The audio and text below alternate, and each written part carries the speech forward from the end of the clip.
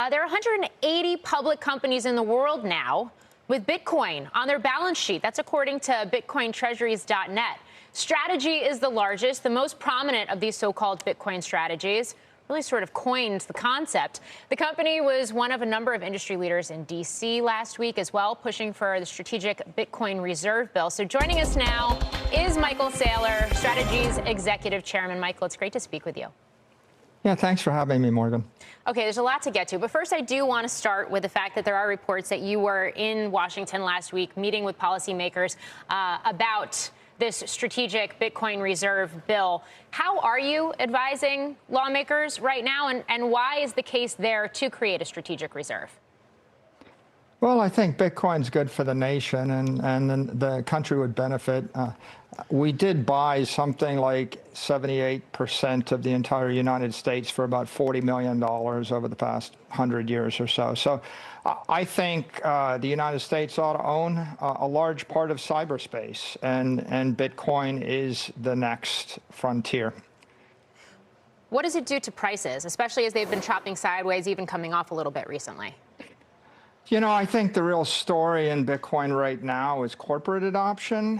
We've got a consistent acquisition of Bitcoin by the big ETFs like BlackRock, and that's taking up all the natural supply, and they're doing that on behalf of institutional investors.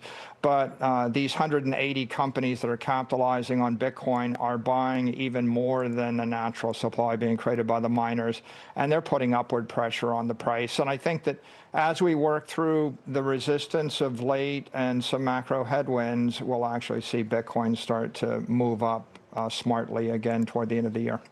At the beginning of this year, you and I in January sat down, had an hour-plus conversation at the ICR conference about this very idea, Bitcoin Treasury, what you were doing at Strategy, and where it made sense for others to potentially adopt a similar concept as well. What are the types of companies that you're seeing lean into this, and at what point do you think it starts to accelerate if it does? Well, I think you've got two types of companies. You've got operating companies that would otherwise be returning their capital via dividends and buybacks, or they would just be holding low-yielding money markets.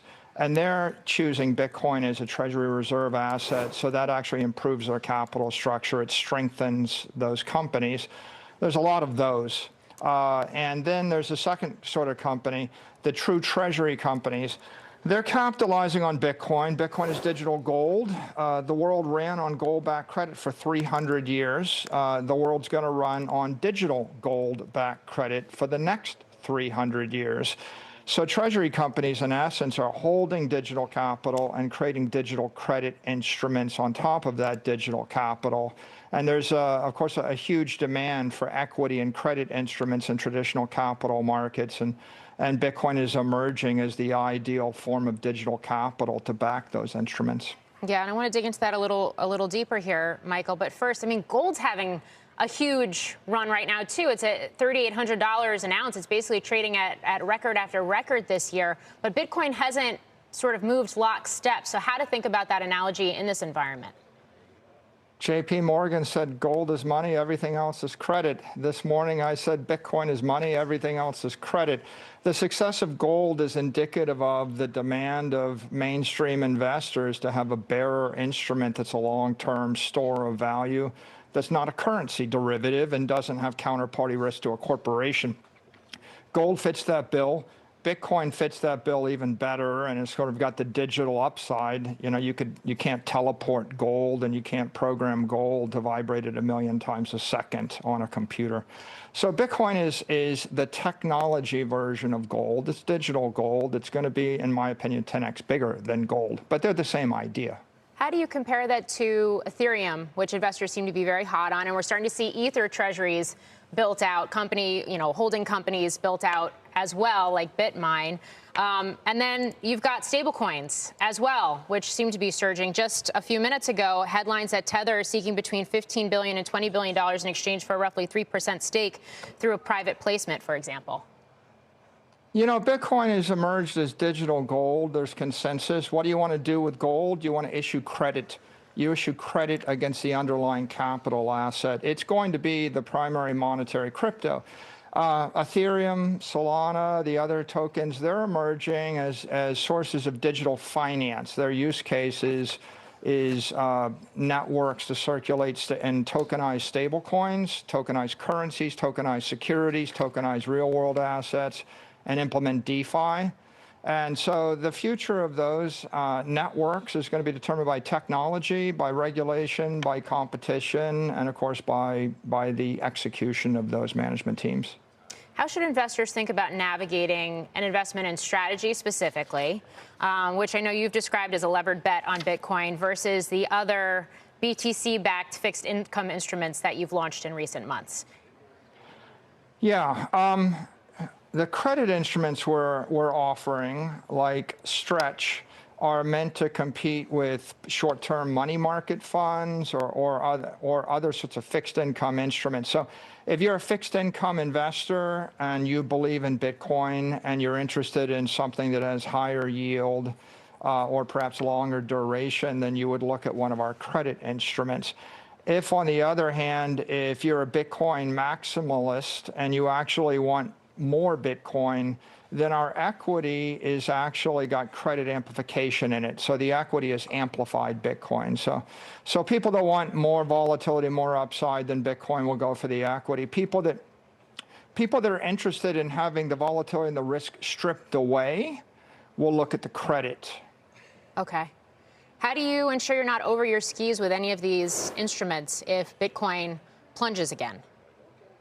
Well, we've got about 70 to $75 billion of Bitcoin. We've only got about $6 billion of these preferred credit instruments outstanding, so it's not even 10%. And of course, the preferreds never come due, and so they're not really leverage. I could say that we've got a PhD in leverage at strategy. We lived through the crypto winter. So we've constructed a balance sheet that could handle any conceivable drawdown and continue to perform. So how do you respond to some of the critics out there? Jim Chanos a couple days ago saying that your tactics to boost returns are quote unquote financial gibberish. As I would say, for 300 years, the entire Western world ran on gold-backed bonds. What we're doing is distilling yield, duration, and we're offering those in digital credit instruments. We're stripping away the volatility. We're stripping away the risk. And there's a huge number of people in the world that want some sort of digital credit instrument. The ones we're offering are higher yielding. They may be more liquid. And they may be longer duration than all the comparable credit instruments out there. The only way to create them is using digital capital, and Bitcoin is digital capital. I think the short sellers don't understand the use case of digital credit built on digital capital because they've never seen it before in the history of the capital markets. Well, we appreciate you coming on to talk about it. Michael Saylor of Strategy, great to have you. Thank you.